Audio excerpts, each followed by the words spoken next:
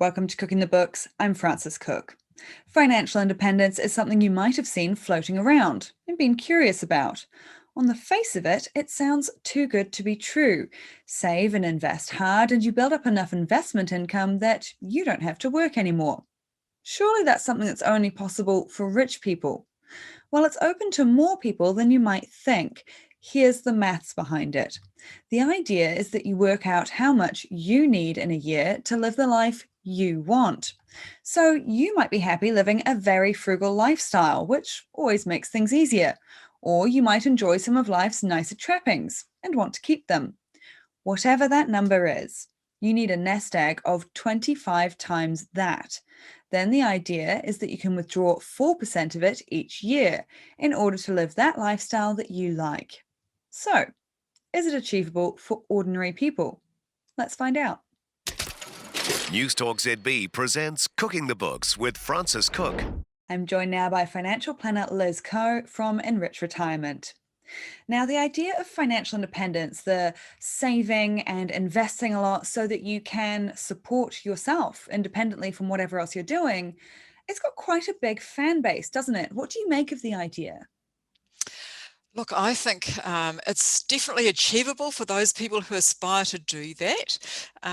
There's nothing wrong with being financially independent. The key thing is, I think, to have choices. And, there's nothing worse than being stuck in a job that you really hate because you can't afford not to be working in it. So I think, having that ability to do what you want to do rather than what your money constrains you to do is great. Yeah, I like what you say there that you think it is achievable, because I know one of the big things, and we'll get into the maths behind it, but one of the big things when you start talking about this idea of saving lots, investing lots, it sounds like something that only rich people do, right? And I have a certain sympathy with that, but it is actually something you can build your wealth into whatever version of financial independence you're aiming for, right? That's right, because financial independence means different things to different people. And I think you've really got to start by saying, well, what is the goal that you want to achieve? Because if you want to be financially independent in the sense that you no longer have to work and you have like a passive income, in inverted commas, of 100,000 a year, then you're going to need to do a whole lot of things differently than somebody who just wants to get by on a reasonably frugal type of income. So it's really important to decide what you mean by that term financial independence, and this whole idea of having passive income, I think, is something that probably needs a bit of exploration as well, because I have yet to find an income that is a source of income that is truly passive. Everything needs some level of effort associated with it. So, yeah, but I think overarching that even is this whole idea of what is it that makes you happy? Because we have to always bear in mind that what we're ultimately looking for is happiness, not financial independence. I mean, financial independence might be a way to achieve happiness, but that is kind of like the ultimate. It's what makes you happy. And, I still strike a lot of people who say, well, I can afford to retire, but actually I don't want to retire because I love being engaged in something meaningful, and I like the social interaction of being in a workplace. And they like exercising their brains. So, yeah, for them, yeah, retirement or financial independence has a different meaning. So I think really you've got to start at that highest level of how are you going to achieve happiness in your life, and make the most of what life offers. And yeah, and then there's a number of pathways that you can choose to achieve that. I think that's such an important point, because I think what a lot of people have, there are two very similar but actually different ideas. And I think a lot of people come across financial independence, they come across the FIRE movement, which is financial independence, retire early, which is quite different in some ways from just financial independence. Because like you've mentioned, not everyone wants to retire, but having some sort of income stream from investments or whatever can give you the freedom to make different choices. And I think what you're saying about you need to decide what makes you happy. You know, some people might genuinely, truly, really want a lifestyle that costs a lot. Some people might say, if I don't have to work and I can just potter around home and live off the garden, I need very little money, that's fine by me. And some people might say, I don't even want to quit my job, but going part-time would be lovely, or going for a different type of job that pays less, but I can still pay all my bills would be really nice. And I think when you start with that goal and then work backwards, it becomes a lot easier to decide how much you might need and how hard you need to go on this, right? You are absolutely correct. Yes. That's a sentence I love. No, that is spot on. You know, you've got to decide what it all means to you, because everybody has different values, different beliefs, different aspirations. And as you say, some people are happy pottering, you know, in their garden. And, you know, I mean, I think, you know, certainly in my experience, there are three things that make people happy. One is having good relationships with friends and family. Second is having good health. And the third is having a purpose to life, you know, a reason to get out of bed in the morning. And if you've got those three things, you will have happiness almost regardless of how what your financial situation is, with the proviso that you obviously still need the basic comforts of life. But, you know, if you can, the more you can achieve happiness from those three things, the less dependent you are on money, you know, and having stuff, you know, because yeah, because having you know, huge wealth and a huge income doesn't correlate necessarily with happiness. You know, you can be an extremely wealthy person, and if you don't have those three basic things, you can be extremely unhappy. And so therefore, what use is your money? Yeah, yeah, uh, exactly. And I'm such a big believer that money is just a tool to get you where you want to go. And you might have to change some things about your money to get there, but it shouldn't be the end goal in itself, I think. that's right. Let's jump into some of the core maths behind this. So the idea is that if you save 25 times what you would need to spend in a year, and then you can spend 4% of that nest egg. And again, that could be 25 times whatever level that you've decided that you need. So that's why it's a little bit mathsy. You do kind of have to work out what you need and what you want. But yeah, 25 times and then 4%. Does that maths work? Well, I'm not a big fan of rules of thumb when it comes to predicting long term, and especially if you're going to be retiring early. Look, there's so many variations. So yeah, if you wanted to, you know, set up a portfolio where you drew down 4% a year, well, that's all well and good. But you know, generally what you find is your spending patterns over the course of your life change. And there can be lumpy bits. So it doesn't, your spending doesn't always work out to be 4% a year. So it's really important to try and project forward what your actual needs are going to be, even if you do it in, you know, like broad chunks of time. You know, you could take it a decade at a time. Because you know, what you tend to find in retirement is that your spending is a lot higher in the early years because you want to go out and do all the fun stuff. You know, you travel. Yeah, right. Well, not this year, but you know, you go out and explore, and you know, you put in a new kitchen and a swimming pool and landscape the garden and buy a new car and all that kind of stuff. The last decade of your life is really different because, you know, you generally, your health isn't that great by then, and you're spending on different things. You know, maybe you're spending on care for yourself in your home or whatever. So, you know, our spending patterns are not consistent year on year, so you really need to plan ahead and say, well, you know, by each decade, what kinds of things am I likely to spend my money on? how much do I actually need, and where am I going to get that money from? So if you try and chunk it up rather than taking a rule of thumb approach to several decades, because I mean, even if you retire at 65, the chances are you're going to have 30 years of retirement. If you retire early, if you retire at 50 or even in your 40s, it's an even longer period of time. So it's really difficult to make rules of thumb work over that period of time. Yeah, and I've been looking at some of that recently. I've been reading a few reports from various places around the world.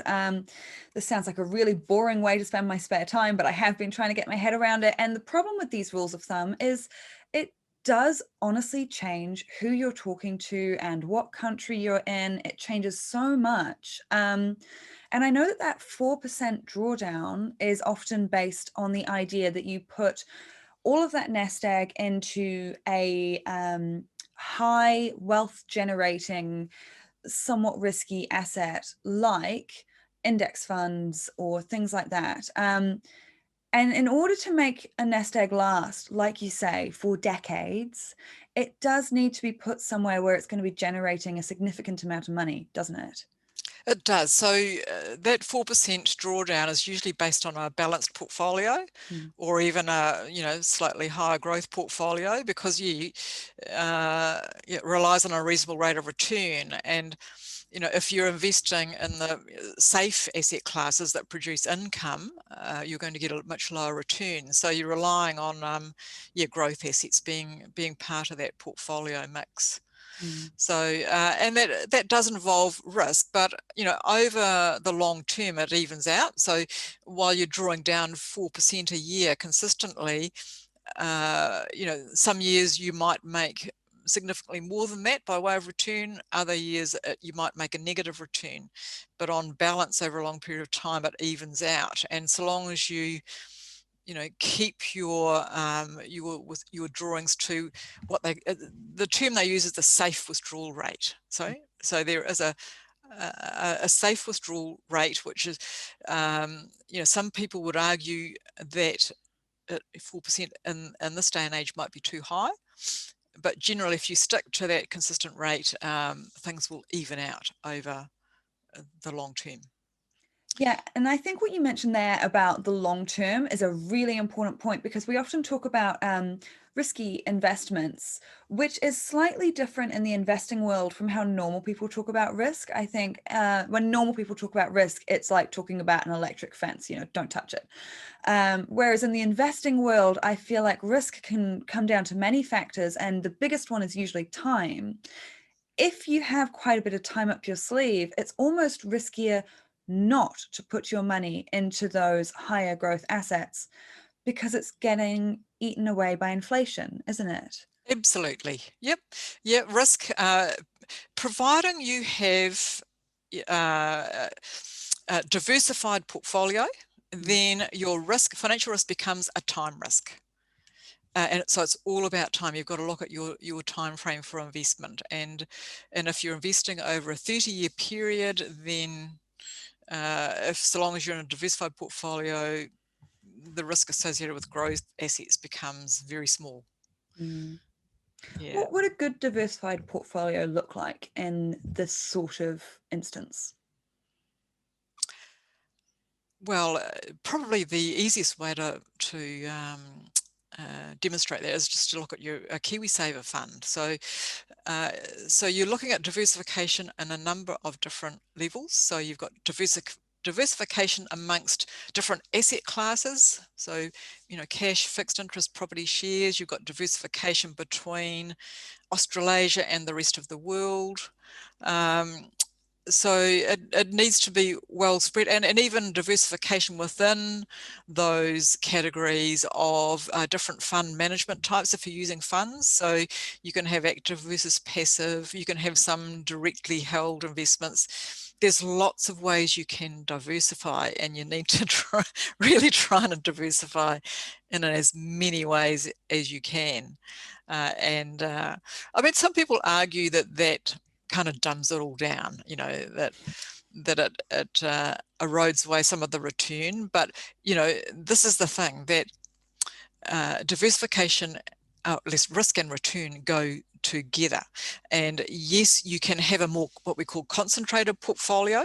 In other words, less diversified. The more concentrated it is, and you can have you can try and pick the winners, and in that way you can outperform, you know, a highly diversified portfolio.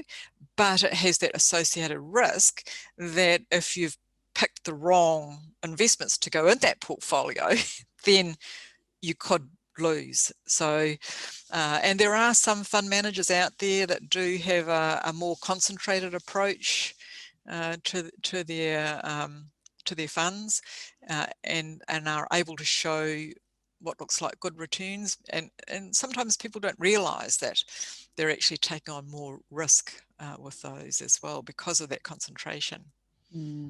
Yeah, and basically when we talk about diversification, it's just don't put all your eggs in one basket. And I know that some people strongly believe in certain baskets and would love to put all their eggs in them. Let's look at Tesla, for example. I have had so many people messaging me about Tesla. And there are a lot of people who strongly believe in what they're doing there. And that's cool. I get it. But what if you're wrong? And what if Elon Musk tweets something rather silly again? I've never met a man with so much money who is willing to throw it all away on a Twitter account. Oh, except for a certain former leader of the world. But you know, you're putting all of that into one basket. And I understand that you believe in things, but I think you can believe in things while still spreading that risk around, because that is a saying for a reason, right? I mean, there's so much data out there on how hard it is to pick winners. Even the experts fail at it pretty regularly. Well, they do. Yes. I mean, yeah, there's no science around it, you know. It's a real art trying to pick the winners.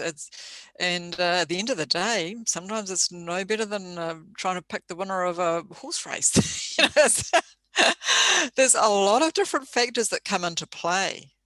Nobody has a crystal ball, and you just never know what's around the corner. I mean, who ever would have thought that we would have experienced what we've experienced this year, and that the whole tourism sector would be just about wiped out. I mean, and you know, tourism was our number one export industry in New Zealand, and so many companies were doing so well.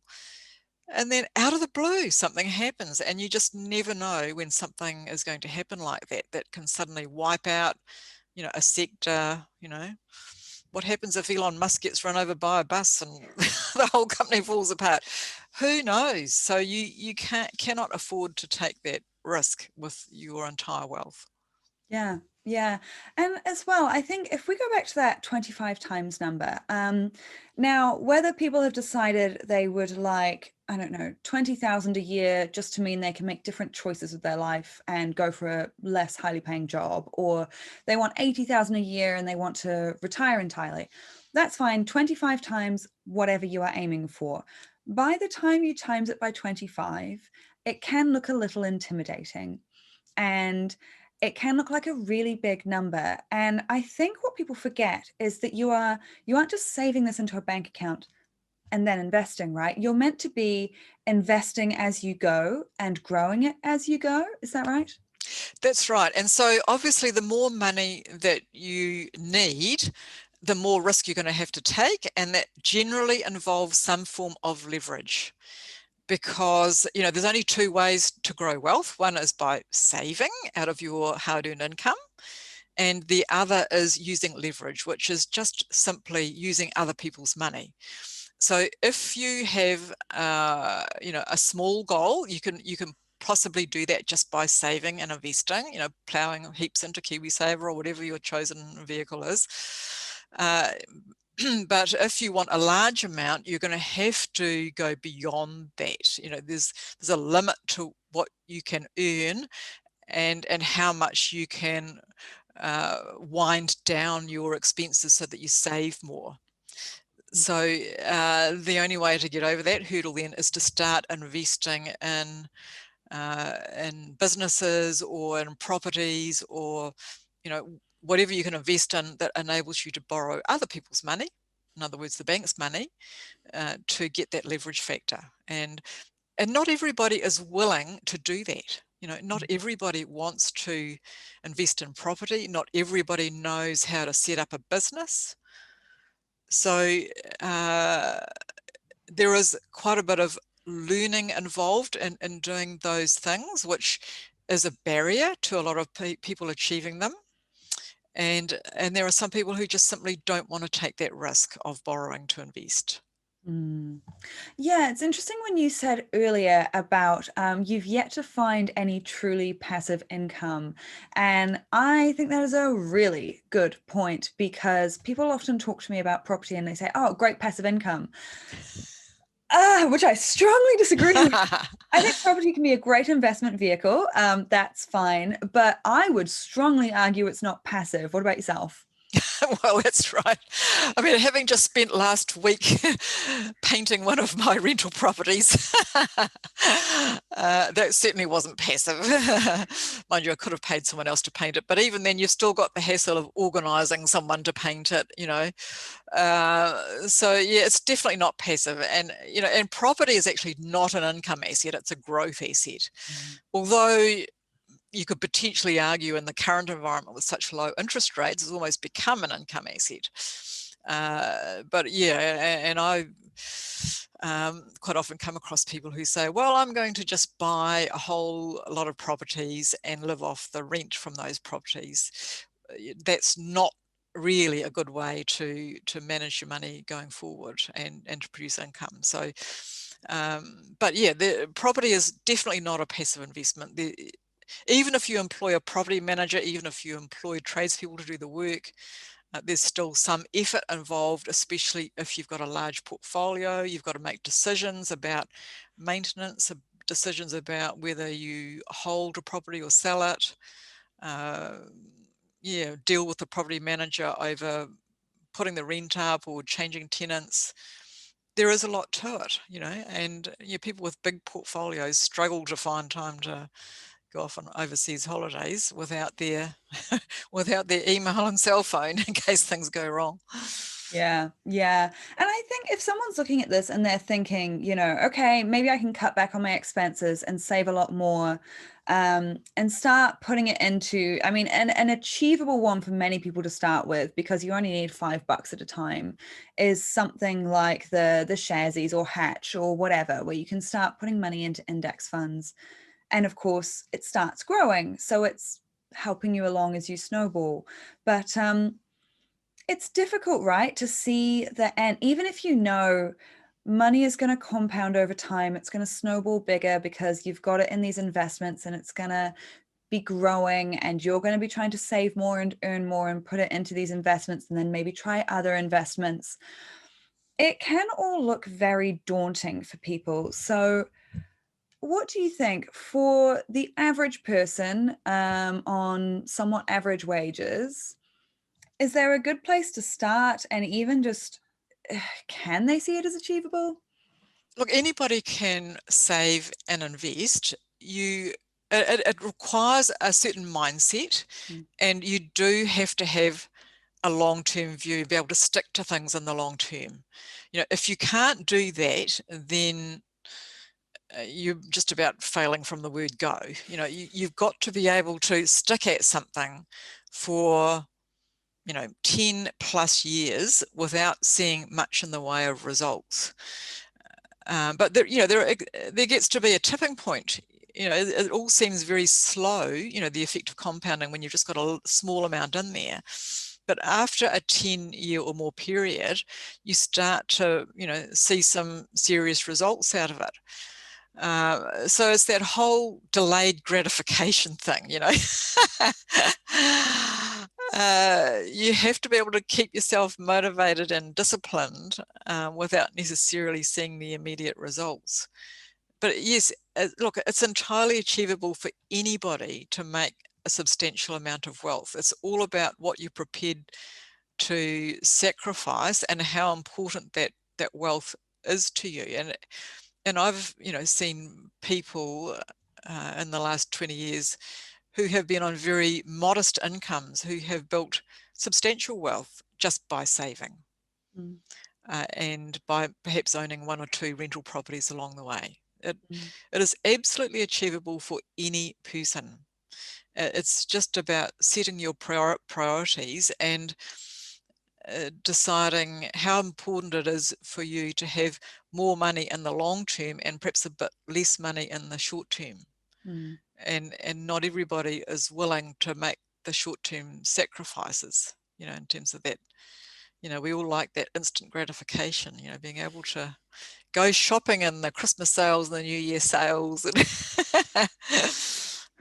splashing out on our family for presents and travel and clothes and all that kind of stuff. And look, and there's no right and wrong answer with any of that.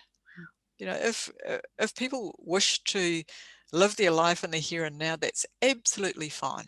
That's their choice. And I always say it's about understanding the consequences of what you do. That's really important. So if you choose not to do your saving now, you're going to have less later. mm. And I always think as well, what you say there about it can feel like you're going nowhere until you hit a tipping point. It feels like very, very, very slow progress until all of a sudden the snowball takes over and runs away with you somewhat, I think. And I always approach it as that 10 years is going to pass anyway, so what are you going to do with it? And I think it comes back to what you were saying earlier, that the things that will make you happy aren't necessarily money related. You can just have more of them if you have sorted out your money. So I think if you do the going through what makes you happy and deciding what you want out of this, that's also hopefully going to help you go through the financial independence journey, keeping those things that make you happy at the forefront that hopefully don't cost that much money. I'm a strong believer that hopefully people would be able to do a journey like this without making themselves miserable. I think if you made yourself miserable, you'd be doing it wrong. What do you think? Oh, yeah, it's not worth it if you're going to be miserable, for sure. So, yeah, I mean, if it is all about finding happiness with things that are not, well, just without stuff. We don't need stuff. You can achieve happiness without spending a lot of money, and a lot of it, as I say, comes from friends and family and being healthy. And health, that's just a matter of like going for walks, doing exercise, eating the right foods. Yeah, and that doesn't need to, none of that needs to cost anything. In fact, it could even cost you less, if you're drinking less wine and not eating out at restaurants so often, and cooking yourself some good, wholesome food.